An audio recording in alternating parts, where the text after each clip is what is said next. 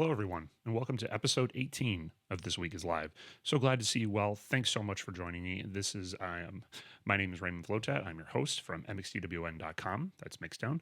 Got a whole bunch of news to get into today and hopefully a quick little story. So first, we're going to start off with some more very, very sad news. Unfortunately, in the world of film, there's an actor by the name of Tom Sizemore. Now, if you're someone who grew up in the 90s, you might be very familiar with Tom Sizemore's work because you probably saw him in a bunch of movies. But if you're, a younger person, you might not be so familiar with him. But in his day, in his time, he was in a bunch of movies that were critically lauded and acclaimed. He had a very growing career.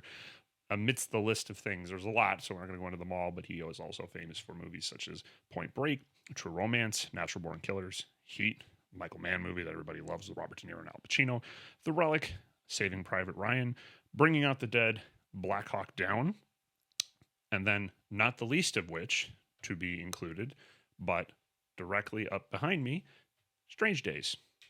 So effectively, he has suffered what would basically be called a brain aneurysm as the result of a stroke. And unfortunately, he has been in a coma since February 18th. Doctors have been trying to help him solve this problem. Strokes are very serious. A lot of times the damage that comes from strokes is permanent. And unfortunately, his manager, Charles Lago, has revealed to Deadline that the doctors have indicated there is no further hope. And they have recommended end-of-life decisions. And he basically indicated that the family is considering end-of-life matters. Probably the most impossible and terrible of choices that anyone would ever have to face, much less about a loved one. And, all of our thoughts with all of them. Tom Sizemore had a wonderful career and was a pretty incredible actor in his own very weird, abrasive way, and the things that he did. And if you haven't seen some of his movies, you should. He obviously it's not as simple as that. He had certain controversial things that happened in his life, in his years, but also he did a lot of really great movies. So also in the world of film, we've spoken a lot in the show about Ant-Man and the Wasp, Quantumania, and its relative bar of quality, how it fits in what you would call the endless continuum of the Marvel Cinematic Universe, Marvel Studios' unending series of superhero-related fiction, and how they all dovetail into one another. And effectively, the concerns that there are with the movie, that, the critical feeling on the movie, that this might be something in the beginning of Marvel beginning to lose its step, or at the very least that they just missed the shot with this particular movie and didn't really aim correctly for what is always kind of the nice little comedic side of their movies. Well, it topped the box office again, and that's not terribly surprising. A Marvel movie usually leads the box office for at least a couple weekends, sometimes quite a lot in the case of, say, Black Panther, Wakanda Forever, or Avengers Endgame. In this particular weekend, it topped the domestic box office with 31 million, and that would be significant, except that Cocaine Bear, which is a movie about a bear that does a bunch of cocaine and then goes on a murderous killing spree, was not far behind it with 21.2 million. And that 31 million number is what constitutes a 71% plus drop from the first weekend's box office numbers. Now, when it comes to a movie coming out, usually box office success is front loaded. It's very rare that a movie would what they call leg out the way that Avatar, The Way of Water does, where it continues to make money consistently for many, many, many, many months. Usually there's a lot of business at the front. There's a big drop off in the second or third week, and, things just kind of slowly ratchet down from there.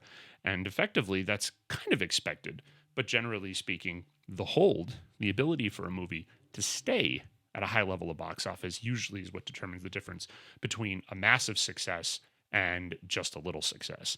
And this 31 million number for Ant-Man and the Wasp Quantumania is a 71+% drop, which makes it the greatest second weekend drop of any Marvel Cinematic Universe movie. And that tells you something on the one hand about people's desire to see it, but it also tells you, in a very simple sense, that the fans of the movie were some of the first people out to see the movie. So the people who were there, they've seen it. The people that needed to go to a movie theater to see it.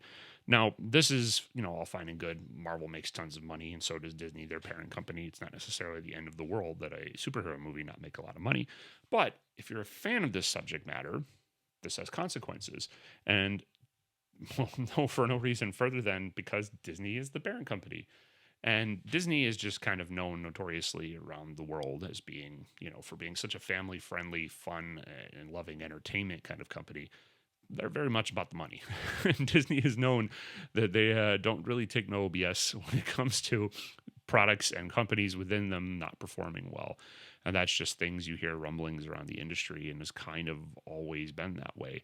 So you have to start asking yourself, if Disney is the, parent company overlord of what the Marvel Studios, film franchises are, how long are they going to be okay with their movies costing a ton of money? And they do. They're very expensive movies to make, before they start clamping things down and start not letting things happen. So obviously Ant-Man and the Wasp not being A, as good as their movies tend to be, and B, not really performing as well as they, I'm sure, hope, because they want to swing for the fences every time. They want a Guardians of the Galaxy level success every time they come to the plate, and Iron Man 2 level of success every time they come to the plate. They want to hit big money all the time. That's why they're able to spend so much money doing these movies. But there's only so long that films like this can get made when they're not producing and succeeding very well, before things will start to be reevaluated. And there's already been some slight commentary coming out of Bob Iger talking about the Disney Plus output, and maybe they won't be putting out as many of the shows at the pace that they're putting out on Disney Plus. That's a whole different animal, because of course Disney Plus shows are very expensive, just like movies. But at any rate, we'll have to wait and see how this goes, and what other impacts happen as far as other Marvel Studios projects and Marvel Cinematic Universe films that come. In happier news, Ted Lasso released their first official trailer for season 3. And this particular trailer doesn't give a ton in the way of information, and only a couple of gags as far as jokes are concerned. But it does underpin the whole trailer with, the Rolling Stones, you can't always get what you want. And effectively, there's kind of a duality to the trailer. Like, the first part of it shows the various characters: Roy Kent, Ted, of course, the namesake Ted Lasso, Nate Shelley, Rebecca Keeley, Jamie Tart, and Sam Obasenya, amongst the many wonderful characters on that show, essentially looking kind of miserable, struggling, internal conflict. And then in the latter part of the trailer, looking very happy and mirthful and together. So there's a big, deep hint of emotional sacrifice, that things might not be as simple as they should be, and that, at the end of the day, it will be okay, perhaps, but we'll see. The show comes out soon. And then in crazier, stranger news, in Bunnell, Florida, which might be a place that a lot of you haven't heard of, at a school called Matanzas High School, a teacher named Joan Nadick was knocked unconscious by a 6'6" student from her classroom. Now, according to reports coming from what happened, and of course arrest reports, effectively what transpired is the student had a Nintendo Switch. Now, for those of you that don't know, aren't big video game people, Nintendo Switches are consoles that double as a handheld console, kind of like Game Boys back in the day, but of course way, way better. But then also can be plugged into a device and played full screen on your TV. It's kind of the brilliance of a Nintendo Switch, is that it essentially is both. It's a mobile handheld, and it's also a full screen, big, bright, beautiful game console, and it has little controllers that, connect to the Switch device. So apparently the teacher took this Nintendo Switch away from the student. You can only assume because they weren't paying attention, or just because it's inappropriate to have a Nintendo Switch in a classroom when you're supposed to be learning or taking notes or whatever the case may be. And apparently, in anger and frustration, the student attacked the teacher, attacked Mrs. Nadick, and effectively hit her so hard, just running into her, knocked her down, knocked her unconscious, then proceeded to keep hitting her and kicking her. And then effectively numerous students in the class had to pull him off of her. And apparently, as a result of that attack, he was charged with felony aggravated assault and bodily harm, and essentially has been moved to the the State Department of Juvenile Justice. And, just as by way of a little comment here, and, we've talked about video games a bunch on the show. We cover a lot of video game content on Mixdown, and we're big fans of video games, and I think there's, evidence all around me in this room that their video games are a pretty wonderful thing.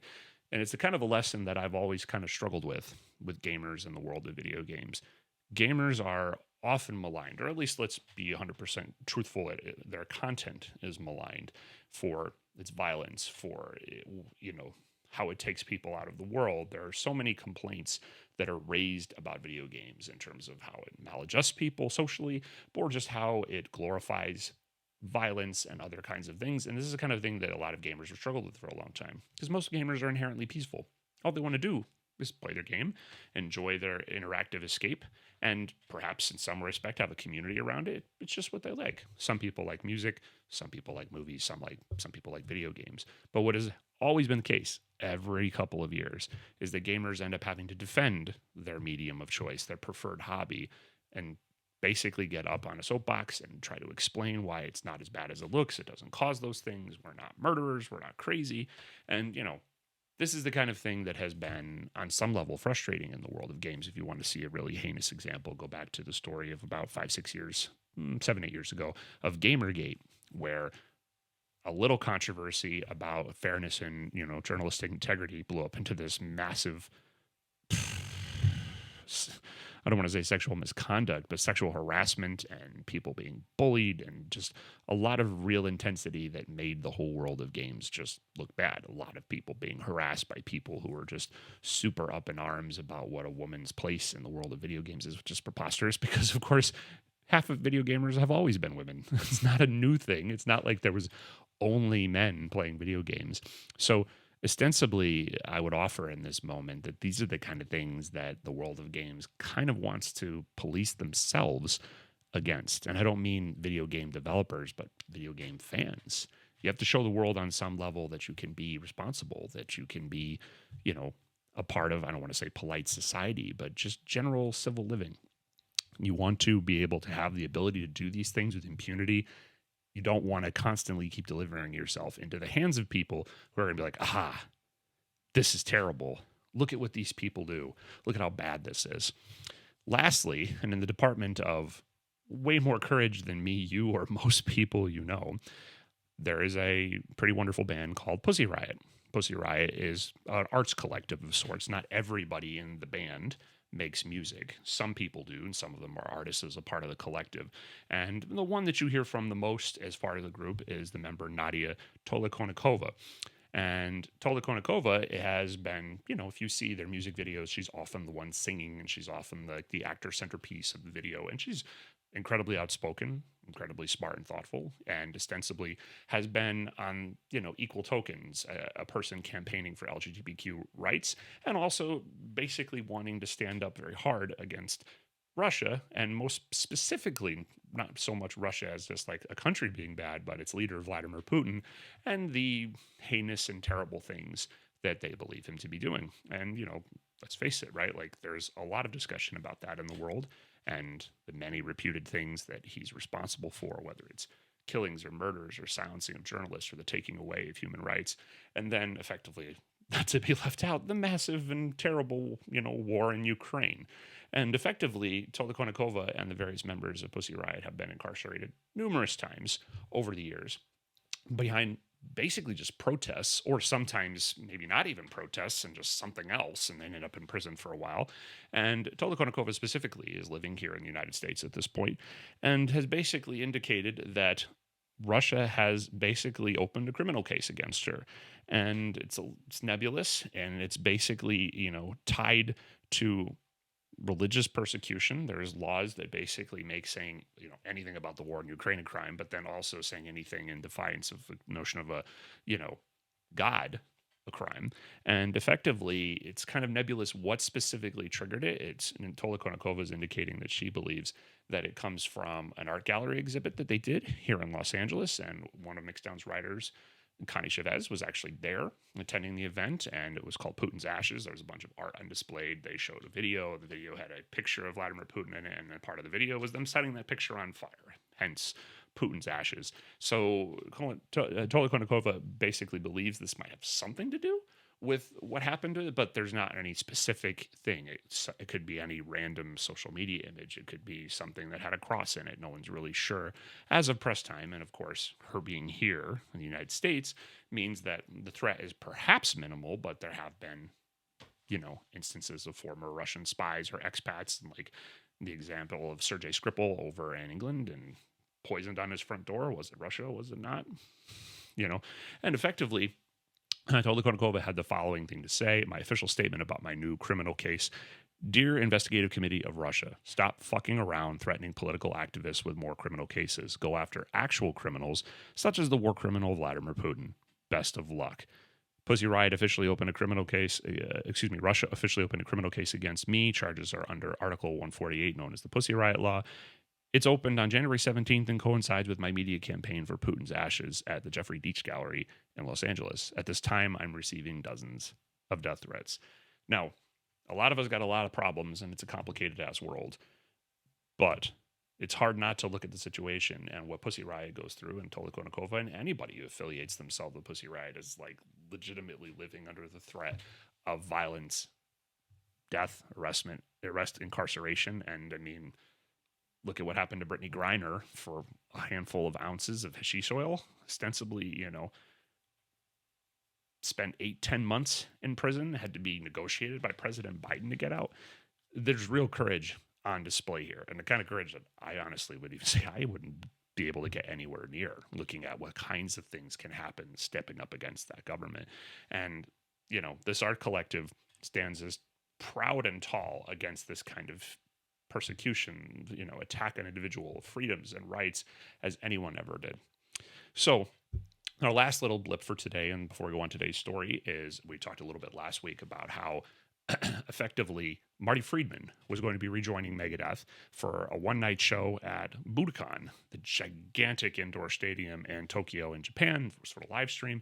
And kind of wonderfully, I would point out, being a person who spends way too much time reading entertainment news, entertainment subjects, kind of a wonderful moment, both in just what happened and its quality and what it looked like and what it sounded like, but also in terms of, people realizing, holy shit, Marty Friedman's great. And he's really great with Megadeth. And I think Megadeth fans were probably intensely aware that this was a special moment because of his contributions to Megadeth's classic albums, Rust in Peace and Countdown to Extinction. But effectively, he only joined them for 3 songs near the end of the set. He did, he did Symphony of Destruction, he did Countdown to Extinction, and then probably one of the very best songs on Rust in Peace, and there's quite a lot of them, it being one of the better thrash metal records ever made, which was Tornado of Souls. And you can hear it if you watch the video from the live stream, which is of course all over the internet. When Marty Friedman gets his turn to do his guitar solo and Tornado of Souls, the crowd goes wild, and you don't hear about that much anymore. I mean, there's lots of great guitar players in the world. You don't hear about many guitar players just playing a solo and people freaking out just to hear how good it sounds. And then what's pretty wonderful is in the aftermath of that, people everywhere are like, whoa, this is great. And, look, Megadeth has their own missteps, and they've put out a lot of albums, and whether their albums in the recent years are as good as what their classic period was in the late 80s, early 90s is totally up to be debated. But effectively seeing artists like these be able to put their differences aside, find a way to work together and make something like this happen, because there's real magic on display when what they do is joined with what Marty Friedman is capable of. It is something very special, and that doesn't often happen, right? Art is difficult. There are leaders, there are politics, there are things that don't work so smoothly, but being able to see them work together, wonderful. Now, lastly, we're going to basically have a little story today, and I mentioned Tom Sizemore and the health problems that poor man's going through, and that had me thinking about this poster up here above my shoulder, which is for the 90s movie Strange Days. And I just wanted to talk a little bit tell a brief story about that as it pertains to my world and my life and why it's special to me. And it's something a lot of people probably aren't familiar with. Maybe some people are. Strange Days is a film that came out in 1994, and it was written by James Cameron. He also executive produced it, but it was one of those rare kinds of projects that was done, and ostensibly he did not direct. He directed a lot of the things that he worked on in those days. And of course, James Cameron is every handful of years before he even gets to do something. His movies are so big. So in that classic period where, he had the massive hits of Aliens and Terminator 2 and the Abyss, and then even True Lies, which not a lot of people remember right now, but True Lies was a massive hit when it came out. And then effectively, the movie was directed by who was then wife, Catherine Bigelow, who went on to, of course, do Point Break, and then later on the Oscar glory that was The Hurt Locker, starring Jeremy Renner. And effectively, Strange Days was this massive dystopic science fiction vehicle, basically kind of forward looking at not that far in the future, which of course usually science fiction goes a decent way in the future, but this was essentially written from the standpoint of the early 90s and looking at what 1999 and 2000 would mean. Now, to take you back in time, if you're not a person who's of that age bracket, in the 90s, there was a lot of apocalyptic thought and talk, which is kind of hilarious because in some respects, the legitimate circumstances and difficulties we're facing now are far, far worse than what was going on in the early 90s. There was certainly our share of trouble, but there was a lot of doomsaying happening in the early 90s. A lot of people were wondering about the end times. There was a big rumination on, will we make it to the end of 2000? And then it was also fueled by some pretty ridiculous religious connotations of people predicting the apocalypse and the rapture and other silly stuff like that. So ostensibly, in the early 90s, there is quite infamously what we know now as the Rodney King riots. And Rodney King was a man that was pulled over by police and ostensibly was beaten very badly. And there was a ring of cops that surrounded him and beat him within an inch of his life. And, the only thing that was different, which sounds kind of achingly familiar to the events of the last couple of years, is someone happened to film it. And that video went out, and it went out to the public, and people were outraged. And then, of course, there were several court cases behind this, and one of them involved the officers getting off. And then, of course, this triggered the riots in Los Angeles, and, racial tension was rising high. So when you look at the film Strange Days, you have to look at it from the lens of there was a concern at that point of things might get more difficult from a point of racial tension. They might not get better. It might not be that, people who are non-white get the freedom and the opportunities that they deserve. And so it was forecasting a more difficult future where, of course, there's an enhanced police state. There's a sense of danger basically everywhere you look. And ostensibly, it was kind of imagining what might happen. Now, what's fascinating about this particular story that is somewhat achingly familiar, to our world. Of course, on one level, racial tension did not go away and perfect equal opportunity did not happen. But at the same token, things have certainly improved in ways that people in the early 90s didn't anticipate. There's far better diversity and representation than there was 30 years ago when this movie was made. You will see a lot more things being run or created by people of color, and these are all good things. And ostensibly, the movie is based around a character named Lenny Nero, who's played by Ralph Fiennes. And Ralph Fiennes peddles what at this point is the drug of the future. And the drug of the future in this world is they just call it playback. And all that playback is someone wears this weird little thing they call a squid receptor on their head, and usually under a wig or in some other respect. And then effectively they record what they're experiencing. So it is something that now anyone can then live in that moment and then experience the way that person did. So what they saw, what they felt, what they smell, what they tasted, it's basically pulled right from what the brain would record. And so you can ostensibly relive that moment. And you can relive it over and over again. Now, in this world, they're imagining a world where physical media is basically the only thing that exists. So they called it clips, and they hand out these little discs to each other. And then Lenny Nero is basically a drug dealer peddling this illegal technology, allowing people to live out whatever weird-ass fantasy that they want, whether it's totally normal and decent and family-based, or whether it's like robbing a liquor store or having sex with someone that they would never be able to have sex with. And, I don't know, in some respect, look at our world of everything everywhere being filmed and taped and resyndicated and played over and over again. And then now even the more dangerous reality of deepfakes. That's exactly where we are. It's just we don't trade clips for it. It's just all done online through social media and through the virality of content that exists. So ostensibly the story frames around that's his existence. He used to be a cop. Now he's doing this. He's constantly in trouble with the law. And effectively he, finds himself, being completely heartbroken over the loss of his girlfriend, Faith, who's played by Juliette Lewis, and his obsession with trying to win her back, thinking they were meant for each other, and then ostensibly gets caught up into this horrific and scary kind of murder mystery and all kinds of really terrible, heinous stuff. Just for the record, if you haven't seen the movie, it isn't for the faint of heart. There is a really, really brutal rape scene in the movie, and it is disturbing as hell, and it's designed to be, because the killer in the movie is designed to be disturbing. Tom Sizemore, who I mentioned earlier, who was, is tragically, going through a life-threatening situation right now, plays Lenny Nero's best friend, detective named Max Felcher, and they're joined as kind of a trio by Angela Bassett, playing, basically Lenny's, I don't want to say best friend, but one of his closest friends and someone who supported him for a long time and constantly kind of regrets it, but at the same time really loves him, Mace. And effectively, the three of them begin to navigate this very complicated dynamic, which involves shady record label people, corruption in City Hall, violence, danger, and of course, the general, inching toward the year 2000. Will we make it or not? And this pervasive notion like humanity's doomed. This feeling like there's not much hope left to be able to pull things back together, and that things are desperately going off the rails. And, Michael Wincott plays a shady record label guy in it, and he's wonderful. There's even lesser people who have small parts who are still very good actors, like Billy Zane, for example, or quite famously, two very rogue, renegade, and heinous cops, one of them played by William Fichtner, and the other one played brilliantly by Vincent D'Onofrio, who a lot of you probably know in recent years as being the kingpin in all of Marvel's Daredevil shows, and just fantastic acting up and down this movie everywhere that it possibly exists. And ostensibly, it becomes as climactic as you'd expect. I'm not going to go into deep spoilers here in the story and everything that it means, but a lot of it really comes down to bringing you to the precipice of thinking, oh shit, it's really going to happen. Everything's going to come apart. Everything is coming. I remember there was an old Gwar lyric, if you've ever been a fan of the band Gwar, and ostensibly it says, each generation claims their time has come, clutching at the brink of martyrdom.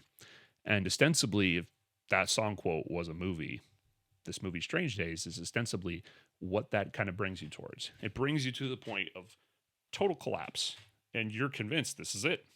It's going to happen. Everything's going to rip wide open, and there is no hope. But then really, ultimately, what it does to you is it basically shows you how that piece at the beginning, at the center of the human spirit, there absolutely is hope. So the movie is essentially salvific, right? Like it's salvation, ostensibly kind of defined in this super complicated and intense narrative. And it's always been a super special part of my life because of, on one level, it forecasted completely correctly how we'd all become obsessed with retaping and reviewing all the moments of our life. And that seems to be all anybody wants to do. You go to a concert nowadays, every single person in the room is holding up a phone or a camera or something and recording things instead of actually experiencing it. People are coming up with ways to record things constantly in every facet of their life, and in terms of sharing and resharing or peacocking and whatever measure of that is. And of course, on some level, cut violence and racial injustice is still very much a part of our world. And it was kind of a thing in those early years of my life where the fact that it was a problem even then seemed silly to me. As a 10, 11, 12, 13-year-old, I think I was 13, 14 years old when I saw the movie Strange Days, ostensibly, this is still a problem. We don't have equality figured out. We still have this massive problem of, giant injustice. And, fast forward 30 years and, there's still a lot of kinks and problems with that. We're not even there now. And I think for a lot of young people, the inherent frustration as their world is coming into this point and seeing this and realizing the little bit you learn about history, how long it's been messed up, how long it's been jacked up, how hard people have had to fight to get it where it is, and perhaps their impatience with waiting any longer.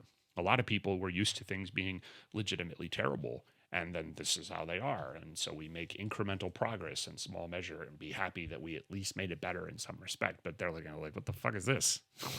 Why is anybody waiting for anything to be right? So ostensibly for me, this science fiction movie that is in its own ways very brutal and very dark was kind of forecasting the notion that on some level this will come together, that things are going to improve and that things are going to be better. And as a wayward teen person who didn't feel very good about the world in the 1990s, it was immensely helpful for me to have something that spoke to that and seemed to be, a little bit more dangerous and a little bit more honest about some of the threats that the world encountered and how they might impact people. And of course, there are lesser threads of being who you are versus what society might want you to be, the compromises and the choices you make. And of course, realizing on a level in the course of Lenny and Faith's love story, ostensibly, when it is that to know that something isn't what you think it is. When is it that you're not looking for love in the right place and you have to see love for what it is, where it actually is. And it's a pretty wonderful, marvelous piece of that history. I ran into Juliette Lewis once in Amoeba Records very early into my time living in Los Angeles, and I complimented her on the movie because it means so much to me. And hilariously, her exact response to me was, oh, a lot of people didn't see that movie, which I thought was a shame because to me, it didn't really matter how much money the movie made or how successful it was, but that it just was brilliant, and that it was really well executed, and that it was something you could live inside of as a mythology and as a narrative. And ostensibly, it's the kind of thing where it's really easy and really fun for me to recommend it and say, if you haven't seen it, see it. If you can handle at least something of the darker variety, I would assume by the success of The Last of Us on HBO or Game of Thrones or any of the other things that is the incredibly violent content of our moment, it's probably not going to be anything that people who watch adult fare aren't used to.